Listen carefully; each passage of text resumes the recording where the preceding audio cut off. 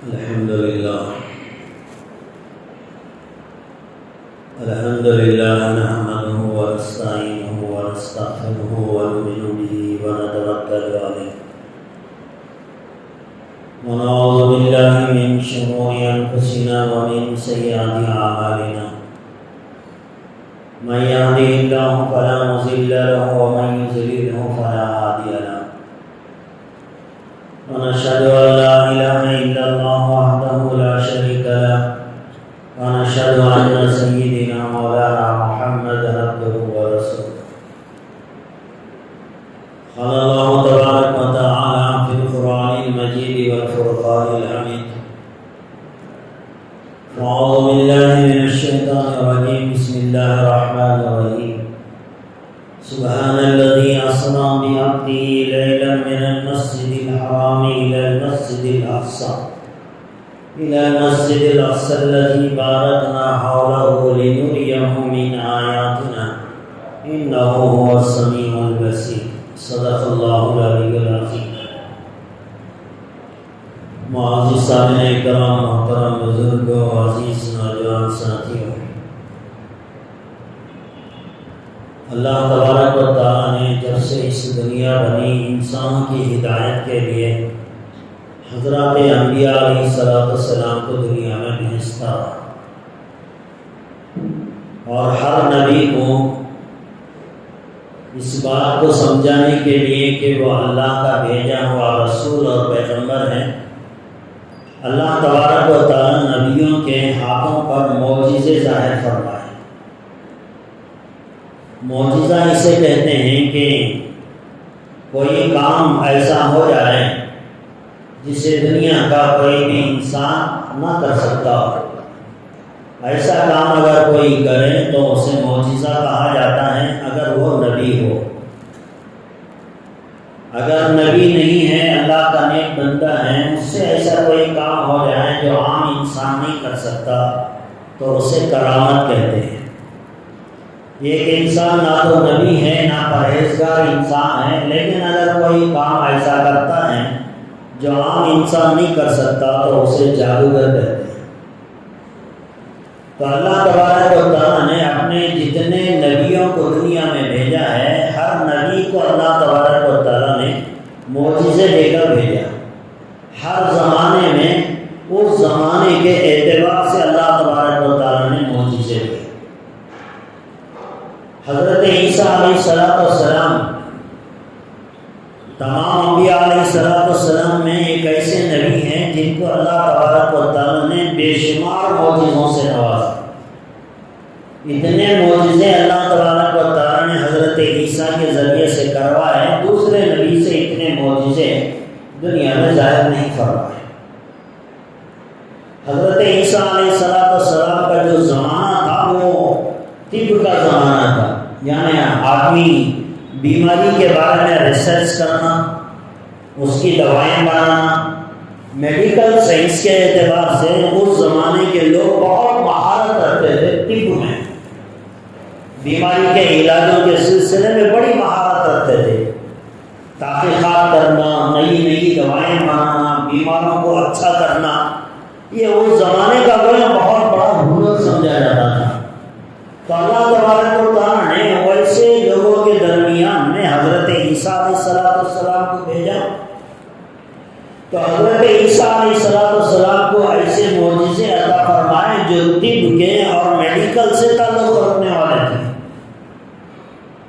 حضرت عیسیٰ علیہ السلام نے طب کی دنیا میں یعنی میڈیکل اور بیماریاں دور کرنے کی دنیا میں ایسے کارنامے انجام دیے کہ دنیا کے بڑے سے بڑے حکیموں کی عقل عاجز آ جاتی تھی، وہ کہنے پر مجبور ہو جاتے تھے کہ یہ کوئی انسانوں کے کرنے کا کام نہیں ہے۔ دنیا جب سے بنی بیماری بھی چلی ہے اور بیماریوں کے ساتھ اس کا علاج بھی چل رہا ہے، آج تک بھی چل رہی ہے۔ بیماریاں نئی بیماریاں دنیا میں آ رہی ہیں، اس کا علاج چلتا ہے۔ لیکن اس زمانے میں چونکہ یہ تحقیقات زیادہ تھی، اللہ تبارک و تعالیٰ نے حضرت عیسیٰ علیہ السلام کو معجزے دیے۔ معجزے یہ تھے کہ یہ کوڑ کا مریض ان کے پاس آتا تھا، حضرت عیسیٰ علیہ السلام اس کے جسم پر ہاتھ پھیرتے تھے، اس کی بیماری دور ہو جاتی۔ ایک پیدائشی نابینا جو ماں کے پیٹ سے مادرزاد اندھا پیدا ہوا ہے، ماں کے پیٹ سے بغیر آنکھوں کی دنیا میں آیا، حضرت عیسیٰ علیہ السلام کے پاس لایا جاتا، حضرت عیسیٰ علیہ السلام اس کی آنکھوں کے اوپر ہاتھ پھیرتے، اس کی آنکھوں کی بینائی واپس آ جاتی۔ ایک مٹی میں پرندہ بناتے ہیں اور اس کے اوپر پھونک مارتے ہیں، اس کے اندر جان آ جاتی اور وہ پڑپڑاتا ہوا ہواؤں میں چلتا۔ اب وہ زمانہ جو تھا وہ میڈیکل کے حساب سے بہت ہی مانا ہوا زمانہ سمجھا جاتا تھا۔ بڑے بڑے حکیم اس زمانے میں موجود تھے، جب انہوں نے دیکھا کہ ماں کے پیٹ سے پیدا ہونے والا بچہ صرف ہاتھ پھیرنے سے درست ہوتا ہے، اس کی آنکھیں آ جاتی ہیں، تو ان کو ماننا پڑا کہ یہ انسان کے بس کا کام نہیں ہے۔ یہ کوڑ کا مریض جس کا کوئی علاج اس زمانے میں نہیں تھا، حضرت عیسیٰ علیہ السلام ہاتھ پھیرتے تھے، اس کی بیماری ختم ہو جاتی۔ بڑے بڑے اس زمانے کے حکیم یہ کہنے پر مجبور ہو گئے کہ یہ انسان کا کام نہیں ہے۔ یہاں تک کہ مردوں کو حضرت عیسیٰ علیہ السلام نے زندہ کر دیا۔ یہ تو آج کے دور کے میں بھی کوئی ہونے والی بات نہیں۔ آج تو دنیا ترقی کر گئی، میڈیکل سائنس آسمانوں سے بات کر رہی ہے، بہت فارورڈ ہے، لیکن آج کے دور میں بھی یہ چیز ممکن نہیں ہے کہ ایک آدمی مر گیا اسے دوبارہ زندگی مل جائے۔ لیکن حضرت عیسیٰ علیہ السلام مردے کو بھی زندہ کر دیا کرتے تھے۔ اب یہ جب قوم نے دیکھا تو ان کو بغیر ان کو نبی ماننے کے کوئی اور دوسرا راستہ نہیں تھا۔ حضرت عیسیٰ علیہ السلام کے زمانے میں میڈیکل تھی تو اللہ تبارک و تعالیٰ نے اس حساب سے معجزے ان کو دیے۔ حضرت موسیٰ علیہ السلام کا زمانہ آیا۔ حضرت موسیٰ علیہ السلام کے زمانے میں جادوگروں کا عروج تھا، ہر کوئی کمال دکھا رہا تھا، بلیک میجک جادو کرتے تھے۔ اصل میں جادو کیا ہے؟ چیز تو وہی ہوتی ہے، لیکن انسانوں کی نگاہوں پہ پردہ ڈال دیا جاتا ہے اور ان کو کوئی چیز اور نظر آتی ہے۔ تو حضرت موسیٰ علیہ السلام کا زمانہ جادوگروں کا زمانہ تھا۔ اللہ تبارک و تعالیٰ نے حضرت موسیٰ علیہ السلام کو بھی معجزہ ایسا عطا فرمایا جو جادوگروں سے بھی اونچا تھا، جو جادوگروں کی بھی سمجھ وہاں ان کی عقل بھی ماند پڑ جاتی تھی۔ حضرت موسیٰ علیہ السلام کا مقابلہ کروایا گیا جادوگروں سے فرعون کے دربار میں۔ بڑے بڑے جادوگر لائے گئے، سب جادوگروں نے اپنا کمال دکھایا۔ قرآن کریم کہتا ہے کہ جادوگروں نے اپنی اپنی رسیاں زمین کے اوپر ڈالی، لوگوں کو ایسے محسوس ہوا جیسے وہ ایک سانپ زمین پر رینگ رہے ہیں۔ قرآن کہتا ہے وہ رسیاں اصل میں رسیاں ہی تھی، لیکن دیکھنے والوں کی آنکھوں پہ جادو کروایا گیا، ان کو وہ رسیاں سانپوں کی طرح نظر آتی تھی۔ اب حضرت موسیٰ علیہ السلام بھرے دربار میں، اللہ تبارک و تعالیٰ نے حضرت موسیٰ علیہ السلام کو انہی کے حساب کا معجزہ دیا اور ان سے کہا کہ اے موسیٰ تم اپنی لاٹھی زمین پر ڈالو۔ حضرت موسیٰ علیہ السلام نے اپنا لاٹھی زمین پر ڈالی اور وہ لاٹھی ایک زبردست اسدے کی شکل اختیار کر گئی۔ اب وہ ہنستا ان تمام سانپوں کو جو رسیوں کو سانپوں کی شکل بنا دی گئی تھی، وہ ہنستا ان تمام رسیوں اور سانپوں کو نکل گیا۔ اب یہ جو معجزہ تھا، ایک طرف جادوگر تھے، ایک طرف معجزہ تھا۔ جیسے حضرت عیسیٰ علیہ السلام کے زمانے میں ایک طرف ڈاکٹر اور حکیم تھے، ایک طرف حضرت عیسیٰ کا معجزہ تھا۔ اب ڈاکٹر کو معلوم ہوتا ہے کہ کون سی بیماری کا علاج پاسبل ہے اور کون سی بیماری کا علاج امپاسبل ہے۔ ایسے ہی جادوگروں کو معلوم ہوتا ہے کہ کون سا جادو ممکن ہے اور کون سا جادو امپاسبل ہے۔ اس طرح اللہ تبارک و تعالیٰ اپنے نبی کے مقام اور مرتبے کو لوگوں کے سامنے ظاہر کرنے کے لیے ہر زمانے میں ان کے حساب سے معجزے دکھائے۔ حضرت داؤد علیہ السلام کا زمانہ، ان کے زمانے میں جنگیں ہتھیار بناتے تھے، عجیب و غریب ہتھیار بنانے کی مہارت ان کے اندر موجود تھی۔ اللہ تبارک و تعالیٰ نے ان کے درمیان میں جب حضرت داؤد علیہ السلام کو اللہ نے بھیجا تو حضرت داؤد علیہ السلام کے ہاتھ میں لوہے کو نرم کر دیا موم کی طرح۔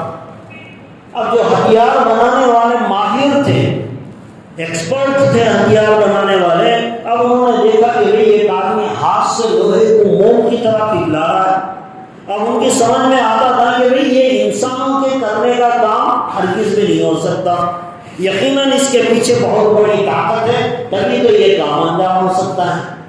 تو ہر زمانے میں حضرت موسیٰ علیہ السلام کا زمانہ بھی آیا، جادوگروں سے ان کا مقابلہ آیا۔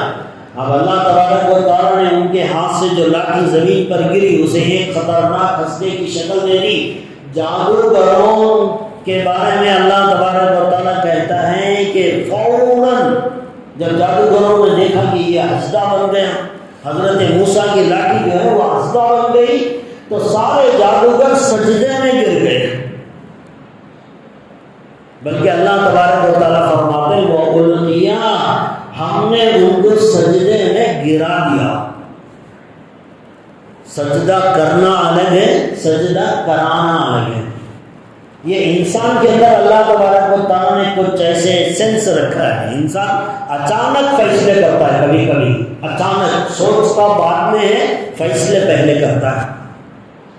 ایسے ہوتا ہے، آپ کسی سنسان جگہ پہ جا رہے ہیں، کوئی نہیں ہے، جنگل ہے یا پھر سناٹا ہے، آپ اچانک جا رہے ہیں، رات سے ایک دم کنارے سے کوئی آواز اچانک آپ کو سنائی دی۔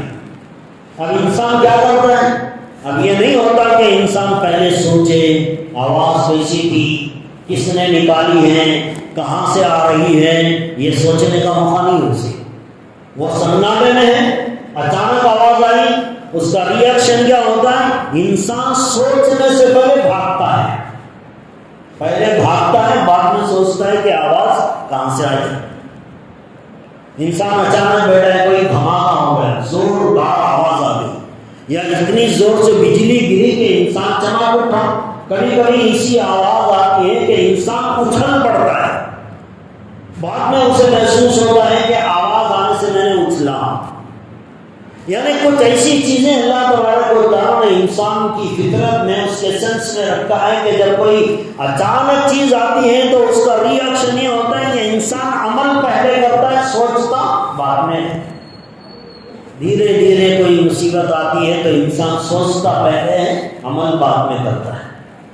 تو حضرت موسیٰ علیہ السلام نے جو لاٹھی زمین کے اوپر ڈالی تھی وہ اتنا بڑا معجزہ تھا کہ ان تمام جادوگروں کی سمجھ میں یہ بات آ گئی کہ یہ کوئی جادو سے پاسبل نہیں ہے، یہ جادو کا عمل ہو نہیں سکتا، یہ تو کوئی معجزہ ہو سکتا ہے، یہ کوئی انسان سے ہونے والا عمل نہیں ہے۔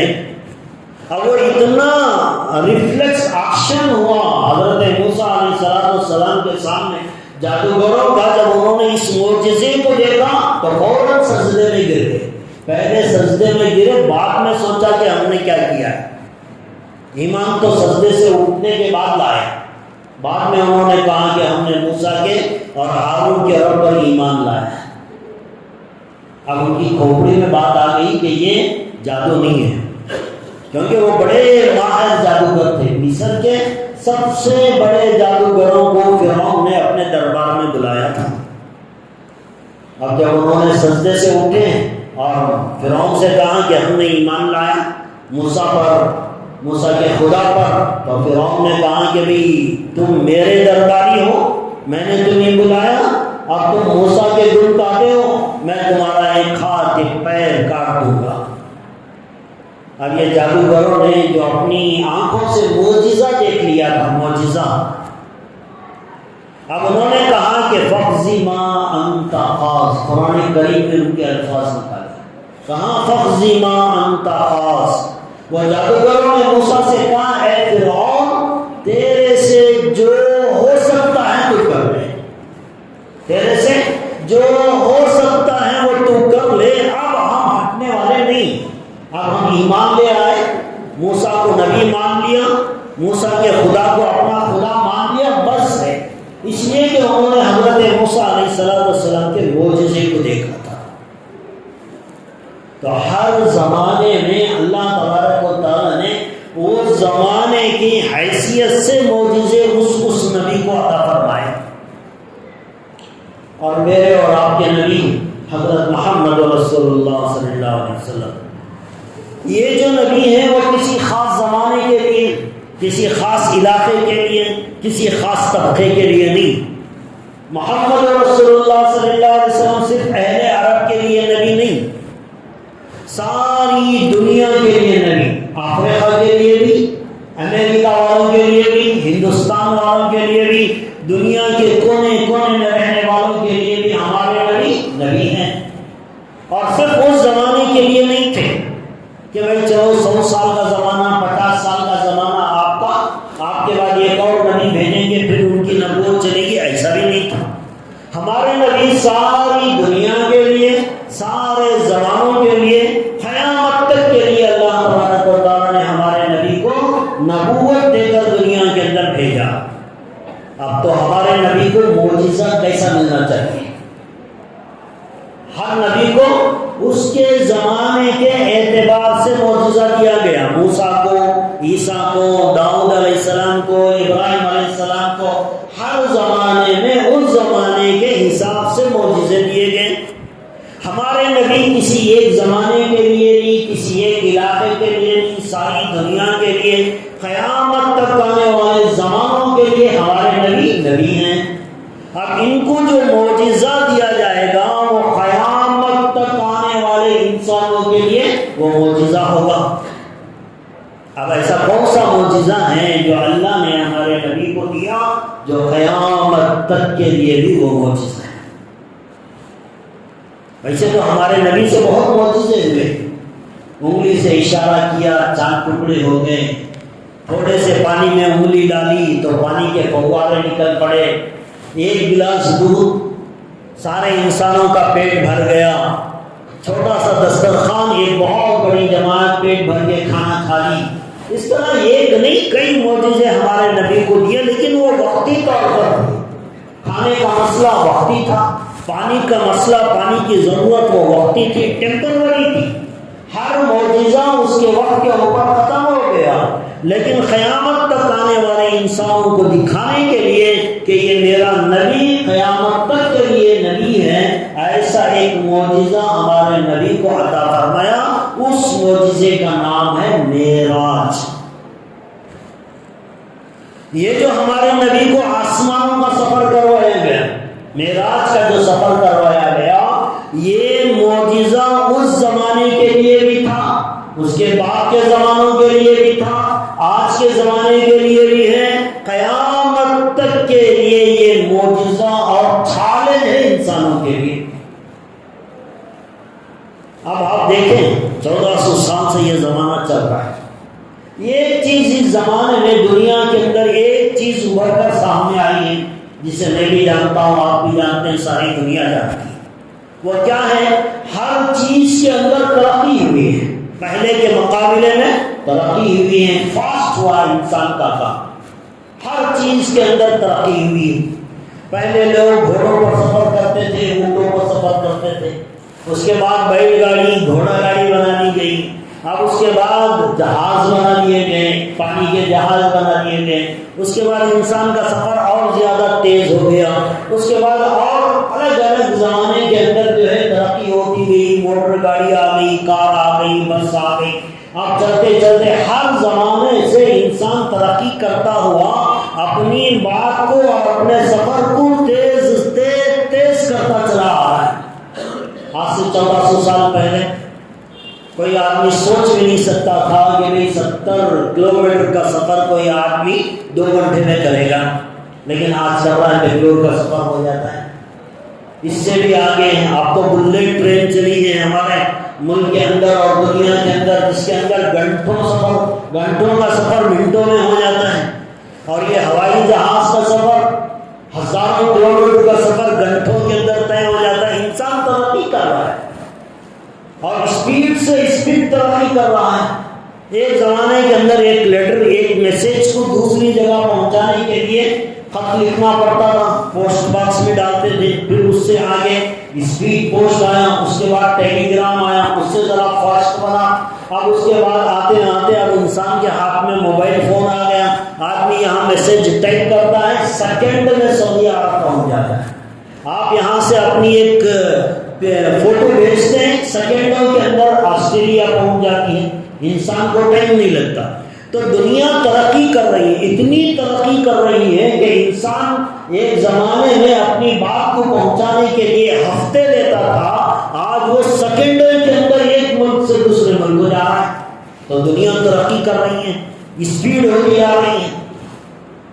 اب ایک میسج ہزاروں کلومیٹر کا فاصلہ سیکنڈوں میں طے کرتا ہے۔ تو یہ دنیا کی ترقی ہے، ٹیکنالوجی ہے دنیا کے اندر، اور ترقی کر رہی ہے، اور یہ ترقی اور کرے گی۔ ہوائی جہاز سے بھی آگے انسان نے راکٹ بنا لیا، ہزاروں کلومیٹر کا سفر وہ بھی گھنٹوں میں راکٹ طے کرتی ہے۔ اسپیڈ، وہ اسپیڈ سے انسان ترقی کرتا چلا جا رہا ہے۔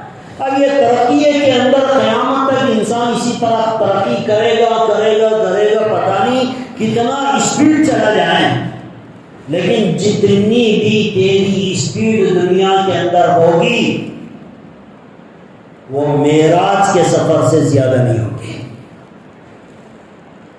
معراج کے سفر میں اللہ تبارک و تعالیٰ نے اپنے نبی کو جو سفر کروایا، جو اسپیڈ اللہ تبارک و تعالیٰ نے اپنے نبی کے سفر میں رکھی ہے، اللہ کو معلوم تھا دنیا آگے بڑھے گی، ترقی کرے گی، ہوائی جہاز چلیں گے، راکٹ چلیں گے، موبائل فون آئیں گے، ٹیکنالوجی آگے بڑھے گی، انسان ایک ملک سے دوسرے ملک بلکہ چاند کے اوپر چلا جائے گا، وہاں فلائٹ خریدے گا، اور وہاں زمین جگہ خریدی جائے گی، مکانات بنا جائیں۔ اللہ جانتا تھا، لیکن اللہ تبارک و تعالیٰ نے اپنے نبی کو 1400 سال پہلے ایسا معجزہ کر کے دکھلایا اور یہ بتایا تمہاری اسپیڈ چاہے جتنی آگے بڑھ جائے، لیکن جو معجزہ میں نے میرے نبی کو دیا ہے اس کا مقابلہ دنیا نہیں کر سکتی۔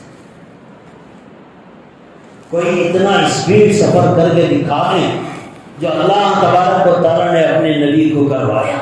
یہ معراج کا سفر تھا۔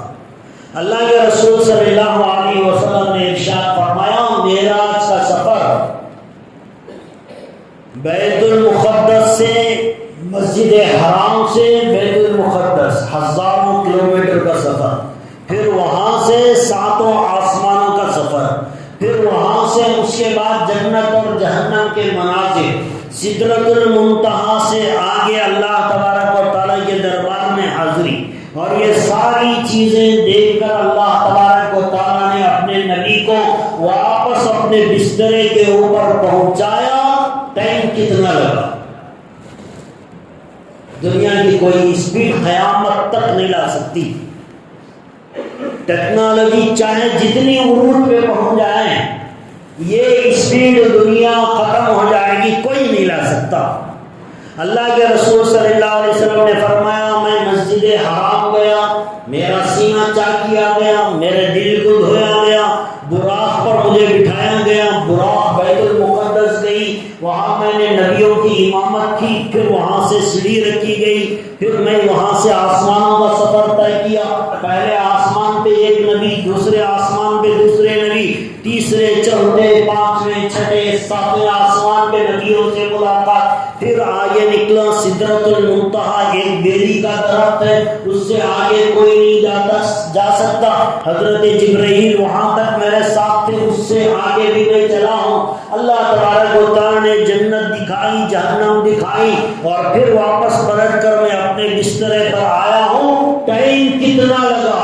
اللہ کے رسول صلی اللہ علیہ وسلم نے فرمایا، جب میں گیا واپس آیا تو میرے بسترے کے اندر ابھی میرے جسم کی گرمی موجود تھی، ابھی بچھونا گرم تھا۔ جیسے انسان کسی جگہ بیٹھ کر اٹھتا ہے تھوڑی دیر گرمی رہتی ہے، سو کر اٹھتا ہے بستر پر تھوڑی دیر گرمی رہتی ہے۔ اللہ کے رسول صلی اللہ علیہ وسلم نے فرمایا کہ جب میں واپس آیا ہوں، جاتے ہوئے دروازے کی کنڈلی ہلنا شروع ہوئی تھی، ابھی وہ رکنے نہیں پائی تھی، اتنا سارا سفر طے کر کے واپس میں اپنے مقام پہ آیا۔ یہ معجزہ ہے۔ ہمارے نبی کا معجزہ زمانے کے لیے نہیں تھا، اس زمانے کے لیے، یا صرف اہل عرب کے لیے نہیں تھا جیسے پچھلے نبیوں کو معجزے دیتے تھے، تیری قوم کے لیے، تیرے زمانے کے لیے، تمہارے علاقے کے لیے نہیں۔ ہمارے نبی کا معجزہ اس زمانے میں بھی 1400 سال گزر گئے، آج بھی قیامت کی صبح تک کے لیے میرے نبی کا یہ معجزہ ہے۔ کوئی اس کا مقابلہ کر کے دنیا والا دکھا نہیں سکتا۔ اللہ کے رسول صلی اللہ علیہ وسلم پورے سفر معراج سے واپس آ گئے، اور کہیں آپ اس غلط فہمی میں نہ رہیں کہ بھئی یہ معجزہ خواب کا تھا۔ نہیں، خواب میں تو انسان بہت کچھ دیتا ہے، خواب کا اعتبار نہیں ہے۔ یہ جو سفر معراج کروایا گیا وہ خواب نہیں تھا، حالانکہ خواب بھی نبیوں کو دکھائے جاتے ہیں۔ وَكَذَلِكَ نُرِي إِبْرَاهِيمَ مَلَكُوتَ السَّمَاوَاتِ وَالْأَرْضِ۔ اللہ تبارک و تعالیٰ کہتے ہیں کہ ہم نے ابراہیم علیہ السلام کو زمین و آسمان کی سیر کروائی، عجیب و غریب چیزیں ان کو ہم نے دکھائی۔ یہ خواب میں بھی ہوتا تھا، لیکن ہمارے نبی کو جو معراج کروائی گئی وہ خواب نہیں تھا، وہ حقیقت تھی۔ وہ جسم اور روح کے ساتھ آسمانوں پر بلوائے گئے، بیت المقدس میں وہاں پہنچے ہیں، سارے نبیوں کی امامت انہوں نے کی۔ یہ خواب نہیں تھا۔ خواب ہوتا کافر کے سامنے جب یہ بات جاتی، ابو جہل کے سامنے جاتی، وہ کہتا خواب ہے۔ خواب میں تو انسان بہت کچھ دیکھتا ہے، کوئی انسان اپنے آپ کو بادشاہ بنا لیتا ہے خواب میں، امریکہ کا پریزیڈنٹ بن جائے، ہندوستان کا پریزیڈنٹ بن جائے۔ خواب ہے نہیں، خواب میں کوئی پابندی، کوئی کچھ بھی دیکھ لے، آسمانوں پہ بغیر ہوائی جہاز کے پھر رہا ہے، خواب ہے، کچھ بھی ہو سکتا ہے۔ لیکن کافروں نے آبجیکشن کیا تھا، ابو جہل نے آبجیکشن کیا تھا کہ یہ کیسے ممکن ہے۔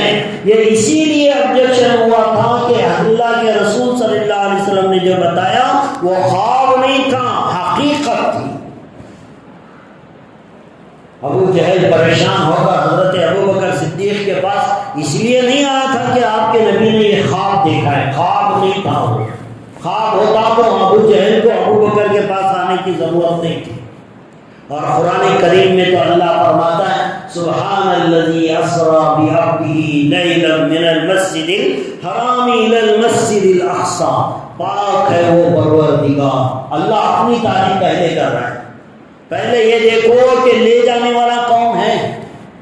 سبحان الذی اسری، پاک ہے وہ ذات جس نے اپنے بندے یعنی اللہ کے رسول کو رات کے کچھ حصے میں، لیلم کہتے ہیں تھوڑا سا حصہ رات کا، پوری رات بھی نہیں، لیلم من المسجد الحرام الی المسجد الاقصی، رات کے تھوڑے سے حصے میں مسجد حرام سے بیت المقدس سے لے کر کے اللہ کے رسول صلی اللہ علیہ وسلم نے فرمایا جو براق میرے لیے لائی گئی تھی، وہ براق کی اسپیڈ اتنی تھی کہ انسان کی نگاہ جہاں تک جا سکتی ہے اتنی نگاہ پہ اس کا ایک قدم ہوتا تھا براق کا، اور وہ اتنی اسپیڈ کے ساتھ اللہ کے رسول صلی اللہ علیہ وسلم کو لے کر پہنچی۔ اور اللہ کے رسول صلی اللہ علیہ وسلم کو معراج کروائی گئی تو یہ روح اور جسم کے ساتھ ہوئی، اور یہ معجزہ قیامت تک کے لیے انسانوں کو چیلنج ہے۔ آج بھی اگر کوئی اس معجزے کو پڑھے، ایسا نہیں تھا کہ کوئی بیان کر دیا چھوڑ دیا، نہیں، دوسرے دن جب اللہ کے رسول صلی اللہ علیہ وسلم لوگوں کے سامنے اپنے رات کے سفر کا تذکرہ کیا، دشمن جمع ہو گئے، مکے کے مشرکین اللہ کے رسول صلی اللہ علیہ وسلم سے عجیب و غریب سوالات کرنے لگے۔ اچھا بیت المقدس گئے ہو تو بیت المقدس کی نشانیاں بتاؤ، حالانکہ اللہ کے رسول اس سے پہلے کبھی بیت المقدس نہیں گئے تھے۔ ساری چیزیں بتا دی، دروازے کتنے ہیں، کھڑکیاں کتنی ہیں، سلاخیں کتنی ہیں، دروازے کتنے لمبے چوڑے ہیں، کتنا بڑا بیت المقدس ہے، ساری چیزیں جو مشرکین سوال کرتے تھے اس کا باقاعدہ جواب اللہ کے رسول صلی اللہ علیہ وسلم نے دیا ہے۔ دشمنوں کو بھی یقین ہو گیا کہ یہ کوئی خواب کا معاملہ نہیں، خواب میں کوئی آدمی دروازے گنتا نہیں، دروازے کی کھڑکیوں کے اندر لگی ہوئی سلاخیں کا حساب نہیں لگاتا. اللہ کے رسول صلی اللہ علیہ وسلم نے یہ ساری چیزیں بتا کر دکھا دیا کہ یہ جو معراج کا معجزہ اللہ نے مجھے کروایا ہے یہ قیامت تک کے انسانوں کے لیے ایک چیلنج ہے. اللہ نے ہمارے نبی کو 2 معجزے دیے جو قیامت تک کے لیے چیلنج ہے. یہ قرآن کریم ہے اور ایک معراج کا واقعہ ہے. قرآن کریم کے لیے بھی اللہ کا چیلنج ہے کہ ساری دنیا مل جائے, انسان اکٹھے ہو جائیں, جنات اکٹھے ہو جائیں, تمہیں جو جو لینا ہے وہ سب لے لو, میرے قرآن کی طرح ایک قرآن کا نمونہ پیش کر دو. کبھی اللہ نے کہا 10 آیتیں لے کر آؤ, کبھی اللہ نے کہا ایک چھوٹی سی سورت لے کر آؤ قرآن کریم کی. اس زمانے میں بھی چیلنج تھا, آج بھی ہے, قیامت تک کے لیے باقی ہے, کوئی نہیں بنا سکا. اور یہ معراج کا سفر اللہ کے رسول صلی اللہ علیہ وسلم کو جو کروایا گیا یہ بھی چیلنج ہے قیامت تک کے انسانوں کے لیے. کوئی اتنی اسپیڈ چیز بنا کر دکھا دے دنیا والوں کو کہ ایسا ممکن ہے, نہیں لا سکتے. یہ اللہ کے رسول صلی اللہ علیہ وسلم کا ایک معجزہ تھا. اب اس معجزے کو کرا کر اللہ نے اپنے نبی کی شان, شوکت, ان کی بڑھوتری سارے انسانوں کے سامنے رکھ دی. ایک تو یہ مطلب, اور دوسرا معجزہ معراج کرانے کا دوسرا مقصد کیا ہے؟ اللہ کے رسول صلی اللہ علیہ وسلم جب اللہ کے دربار میں پہنچے ہیں معراج میں, تو جانے کے بعد اللہ اور اس کے رسول صلی اللہ علیہ وسلم کے درمیان میں بات چیت ہوئی. اللہ تبارک و تعالیٰ نے پوچھا, اے میرے حبیب آپ میرے لیے کیا لے کر آئے ہیں؟ اللہ کے رسول صلی اللہ علیہ وسلم نے کہا التحیات للہ والصلوات والطیبات. اللہ کے رسول صلی اللہ علیہ وسلم نے کہا میری تمام عبادتیں, قولی عبادتیں, فعلی عبادتیں, بدنی عبادتیں, اللہ جو کچھ میں عبادت کرتا ہوں وہ خالص تیرے لیے, وہ تیرے ہی لیے عبادت کرتا ہوں, یہی تحفہ لے کر آیا. آپ جب واپس پہنچے ہیں اللہ کے رسول صلی اللہ علیہ وسلم کو اللہ نے اپنی امت کے لیے ایک تحفہ دیا. کہا کہ اے اللہ کے رسول یہ آپ کے لیے اور آپ کی امت کے لیے تحفہ ہے. کیا ہے تحفہ؟ 50 وقت کی نمازیں, 50 وقت کی نمازیں. اب یہ 50 وقت کی نمازیں آپ تو سنتے سنتے پتہ نہیں کتنی ہزار مرتبہ یہ بات سنے ہوں گے کہ 50 نمازیں آخر میں رکی 5 نمازیں. اب یہ 5 نمازوں پہ آگے کھڑا ہو گیا. اللہ نے دی تھی 50 نمازیں, لیکن کم کراتے کراتے آخر رکی 5 نمازیں. معلوم ہوا کہ بھئی دنیا کے اندر اگر کوئی آدمی کوئی چیز خریدنے میں بارگین کرتا ہے, چکاتا ہے انسان دکان میں جا کے, تو یہ کوئی غلط چیز نہیں. اللہ نے 50 نمازیں دی, اللہ کے رسول نے کم کراتے کراتے کراتے 5 پہ لے کر آ گئے. اب یہ جو 50 نمازیں کم کراتے کراتے 5 پہ آ گئی ہیں, تو معلوم ہوا کہ بھائی دنیا کے اندر بھی یہ چیز چلتی ہے. کوئی ایک فکسڈ ریٹ نہیں ہو سکتا.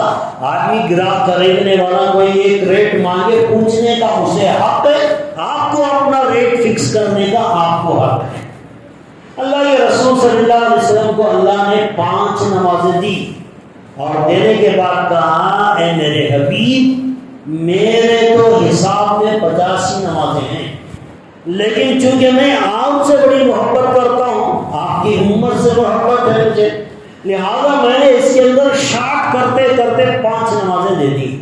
اللہ نے ایسے کئی مرتبہ پر الگ الگ احکامات پہ دیے.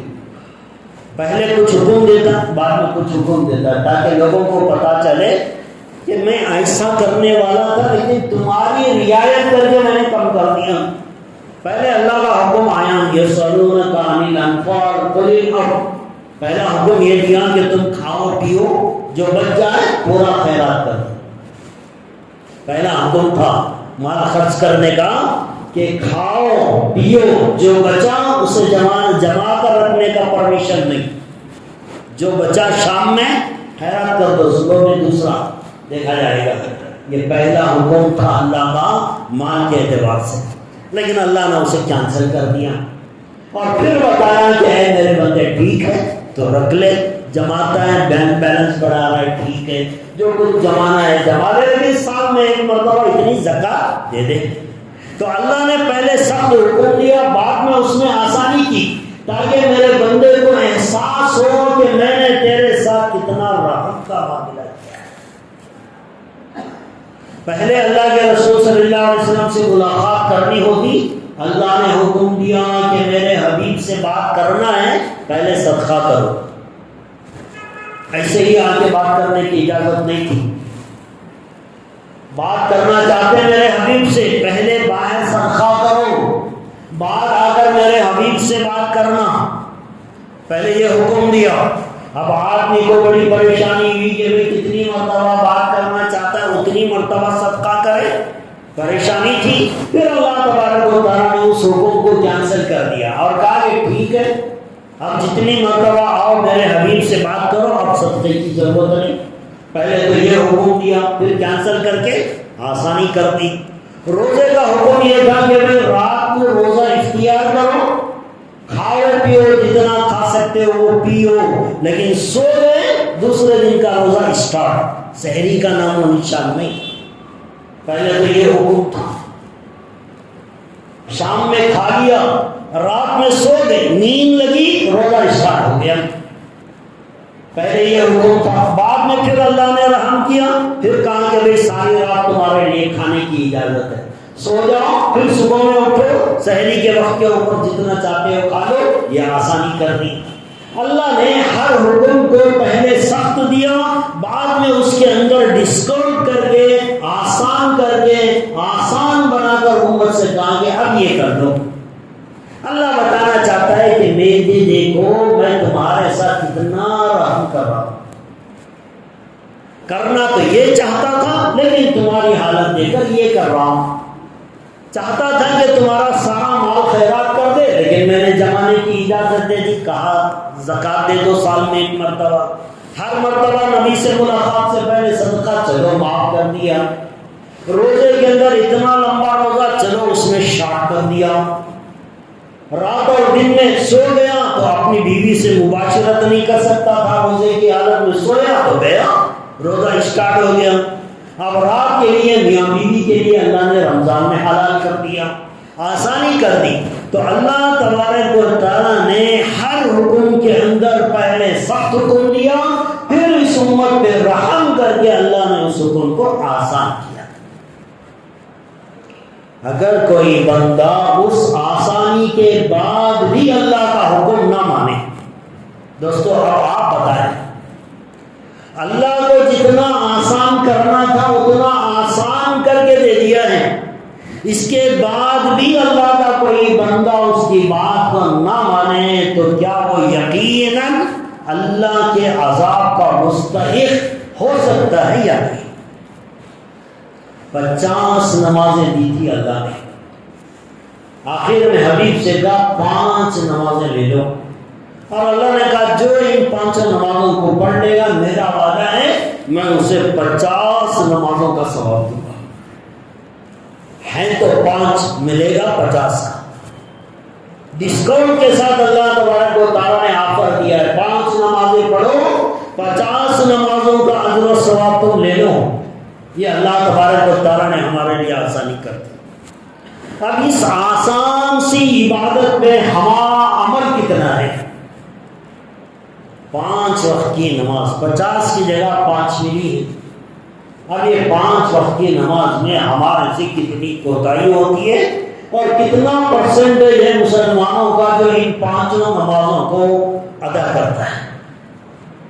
ایک بات کبھی ٹھنڈے دل و دماغ سے سوچیں بیٹھ کر، اللہ تبارک و تعالیٰ اذان کے ذریعے سے اپنے بندوں کو نماز کی دعوت دیتے ہیں۔ فجر میں بلایا، ظہر میں بلایا، پھر عصر میں بلایا، پھر مغرب میں بلایا، پھر عشاء میں بلایا، پھر دوسرے دن فجر ہو گئی، پھر فجر میں بلایا، پھر ظہر، پھر عصر، پھر مغرب، پھر عشاء۔ دنیا کے اندر کسی نے کسی کو اتنی بار نہیں بلایا، سمجھ رہے ہیں آپ؟ دنیا میں کسی نے بھی کسی کو اتنی بار نہیں بلایا جتنا اللہ نے اپنے بندے طرف بلائے. کوئی باپ اپنی اولاد کو اتنی بار نہیں بلاتا, کوئی ماں اپنی اولاد کو اتنی بار نہیں بلاتی, اور کبھی آج تک اللہ تبارک و تعالیٰ تھکا نہیں ہے. اذان کی آواز آج تک بند نہیں ہوئی ہے, یہ برابر 1450 سال سے چل رہی ہے. اور جس کی عمر جتنی ہو چکی, کوئی 60 سال, کوئی 50 سال, کوئی 35 سال ہو گیا, تجھے ہوش سنبھالے 15 سال کے بعد تو نماز فرض ہو گئی تھی. 15 سال سے آج اس کی عمر 35 سال ہے, تو 20 سال سے لگاتار اللہ تبارک و تعالیٰ دن میں 5 مرتبہ اپنے بندے کو نماز کی طرف بلایا. دل پہ ہاتھ رکھ کے بتائیے, کوئی دنیا میں کسی کو اتنی آواز دیتا ہے؟ لیکن اتنی آواز دینے کے بعد بھی اس کا بندہ اس کی گھر کی طرف آنے تیار نہیں. اور دنیا میں اس انسان نے اللہ کی جتنی نافرمانی کی ہے, یعنی وہ بلاتا رہا یہ انکار کرتا رہا, وہ بلاتا رہا یہ انکار کرتا رہا, جتنی نافرمانی, جتنے بلاوے پہ انکار اللہ کے اس بندے نے کیا ہے, دنیا میں کسی مخلوق نے اتنی نافرمانی اللہ کی نہیں کی. لیکن اس کے باوجود اللہ کھلا رہنے کے لیے مکان دے رہے ہیں, صحت دیے ہیں, تندرستی دی ہے, بیوی بچے دیے ہیں, آل اولاد دیے, ساری نعمتوں سے اللہ نے نوازا. لیکن اتنا پکارا ہے اللہ ایک نماز کے لیے آنے کے لیے تیار نہیں. دوستو کبھی تو سوچنا چاہیے. اب یہ رجب کا مہینہ آیا, معراج کا سفر ہوا, اس میں کچھ اختلاف ہے. بعض کہتے ہیں یہ رجب کے مہینے میں نہیں ہوا, لیکن اکثر علماء کی رائے یہ ہے کہ وہ رجب کے مہینے میں ہوا. چلو ٹھیک ہے, سال کے کسی بھی مہینے میں ہوا ہو, لیکن معراج کا سفر تو ہوا, 5 وقت کی نمازیں تو ملی. اب ہوتا یہ ہے کہ آدمی 5 وقت کی نماز تو چھوڑ دیا. اب وہ رجب کی 20 کو 7ویں تاریخ آتے وہ ایک رات میں جا کر 1 گھنٹہ مسجد میں بیٹھ کو آگا, ابھی نہیں سمجھتا میں معراج کا حق ادا کرتا ہے. معراج کی رات کی کوئی الگ سے عبادت نہیں ہے. معراج کا حق ادا کرنا ہے تو 5 وقت کی نماز کی پابندی کرنا, یہ معراج کا حق ہے. ورنہ سال میں 1 مرتبہ 1 دن آدھے گھنٹے کے واسطے گئے, بیانہ سنیے, مسجد میں بیٹھ کر پھر واپس گھر کو آئے, پھر دوسرے دن سے فرض نماز نہیں, تو اس کا کوئی مطلب نہیں.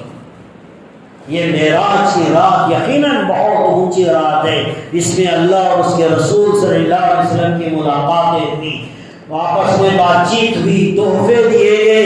لہذا یہ نماز سے بڑا کوئی تحفہ نہیں ہو سکتا. اسی لیے اللہ کے رسول صلی اللہ علیہ وسلم نے فرمایا الصلاۃ معراج المؤمنین, نماز جو ہے وہ ایمان والے کی معراج ہے. میں آسمانوں پہ گیا, ایمان والا جب رکعت باندھے گا اللہ اس کے سامنے ہوگا. اللہ کے رسول صلی اللہ علیہ وسلم نے فرمایا نماز ایسی پڑھو جیسے تم خدا کو دیکھتے ہو, جیسے تم اللہ کو دیکھ رہے ہو. اور اگر اتنی طاقت نہیں ہے تو کم از کم اتنا تو یقین کر لو کہ اللہ تمہیں دیکھ رہا ہے. چاہے تم اللہ کو دیکھو, چاہے اللہ تمہیں دیکھے, لیکن مقصد یہ ہے کہ تم اللہ کے سامنے ہو. اللہ کے سامنے ہونا یہ معراج ہے. اللہ کے رسول صلی اللہ علیہ وسلم کی حدیث ہے الصلاۃ معراج المومنین, نماز مومن کی معراج ہے. تو یہ بات ہوئی. معراج کا سفر قیامت تک کے لیے ایک چیلنج ہے. اور دوسرا, نماز معراج کے سفر میں اللہ نے ایک قیمتی تحفہ ہم لوگوں کے لیے نماز کی شکل میں دیا ہے. یہ تیسری چیز بھی معراج کے سفر میں, ویسے تو بہت ساری چیزیں ہیں معراج کے سفر میں, لیکن جو بڑی بڑی چیزیں ہیں اس میں سے ایک تیسری چیز یہ کہ اللہ تبارک و تعالیٰ اپنے نبی کا مقام اور مرتبہ ساری دنیا کو بتانا چاہتے تھے. یہاں مسجد حرام سے نکلے ہیں جبرائیل براق پہ بٹھا کر, وہاں بیت المقدس پہنچے ہیں. بیت المقدس میں پہنچے, سارے نبی صفیں باندھ کر کھڑے. حضرت آدم بھی ہیں, حضرت ابراہیم بھی ہیں, حضرت عیسیٰ, موسیٰ, داؤد, اسحاق, ادریس, 1 لاکھ سے زیادہ انبیاء علیہ السلام وہاں کھڑے تھے صفیں باندھ کر. حضرت جبرائیل لے کر گئے اللہ کے رسول صلی اللہ علیہ وسلم قربان جائیں. ہمارے نبی کے مقام اور مرتبے پر اللہ دکھانا چاہتا تھا، نبیوں کو بتانا چاہتا تھا کہ دیکھو تمہارے سب میں میرے نزدیک سب سے اونچا مقام کس کا ہے۔ نماز کے لیے صفیں درست ہو گئی، نماز پڑھانا ہے، ہر کوئی دیکھ رہا ہے کہ کون آگے بڑھے گا۔ امام تو اس سے بنایا جاتا ہے جو قوم میں سب سے زیادہ عزت دار انسان ہو، جس کی لوگ قدر کرتے ہوں، ایسے انسان کو امام مانا جاتا ہے۔ اب امام کون بنے گا، اب یہ سوچ سب کے ذہنوں کے اندر ہے۔ شاید حضرت آدم بن جائے اس لیے کہ یہ تو سب کے بھی باپ ہیں، حضرت ابراہیم بن جائے اس لیے کہ ان کی نسل میں بہت سارے نبی چلے، لیکن سب کا انتظار ختم ہوا جب حضرت جبرائیل علیہ السلام نے ہمارے نبی کا ہاتھ پکڑا، مصلی پر جا کر کھڑا کیا اور کہا کہ یہ اللہ نے آپ کو مقام دیا ہے۔ اللہ بتانا چاہتا ہے کہ آپ سارے نبیوں کے بھی امام ہیں۔ آپ تو دنیا میں سب سے آخر میں آئے ہیں، لیکن آخر میں آنے کے باوجود آپ کا مقام سارے نبیوں سے اونچا مقام ہے۔ امامت کروائی، اللہ کے رسول صلی اللہ علیہ وسلم نے نماز پڑھائی، سارے نبیوں نے مل کر اللہ کے رسول کے پیچھے صلی اللہ علیہ وسلم نماز پڑھی۔ تو یہ معراج کا سفر، یہ رجب المرجب کا یہ مہینہ، اس مہینے میں اللہ نے ہمیں یہ بہترین تحفہ دیا نماز کا۔ دوستو یہ نماز ایسی عبادت، لیکن آج یہ ہماری زندگیوں سے خالی ہے۔ لہذا آج مسجدیں ویران ہیں، رمضان آتا ہے مسجدیں آباد ہو جاتی ہیں، پھر خالی ہو جاتی ہیں۔ لہذا دوستو نماز کی عادت ابھی سے ڈالیں، معراج کے سفر کا حق ادا کریں کہ اگر آپ 5 وقت کی نماز پڑھ رہے ہیں تو یہ اس کا مطلب ہے کہ آپ نے معراج کے سفر کا حق ادا کیا ہے۔ لہذا یہ رجب کا مہینہ، یہ معراج کی آنے والی تاریخوں میں جو اللہ کے رسول صلی اللہ علیہ وسلم کو معراج کا سفر کروایا گیا، ابھی سے نمازوں کی عادت ڈالیں تاکہ رمضان کے اندر ان نمازوں کے اندر جان آئے اور رمضان کی عبادتیں ہمارے قابل قبول ہو سکیں۔ اس لیے جو ہے نماز کی پابندی کریں، نماز کا اہتمام کریں، ہر حال میں اپنی زندگی میں کبھی نماز چھوٹنے نہ پائے، اس کا اہتمام کرنے کی کوشش کریں۔ اللہ تبارک و تعالیٰ سے دعا ہے اللہ مجھے بھی، آپ کو بھی، بلکہ ہر ایک مسلمان کو زندگی کی آخری سانسوں تک نمازوں کا اہتمام کرنے کی توفیق عطا فرمائے۔ ہم سب کا خاتمہ ایمان پر فرمائے۔ آمین و آخر دعوانا۔